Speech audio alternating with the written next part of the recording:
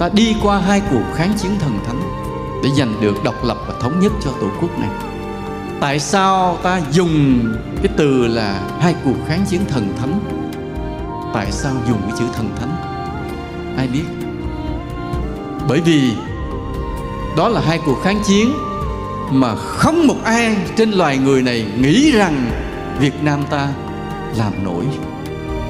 Một đất nước cơm không đủ ăn, áo không đủ mặc, có đúng không ạ? Có những lúc như vậy. Có những lúc mà dân ta chết đói 2 triệu người. Có những lúc những căn nhà siêu vẹo trên triền đồi, mưa dột không có mái che.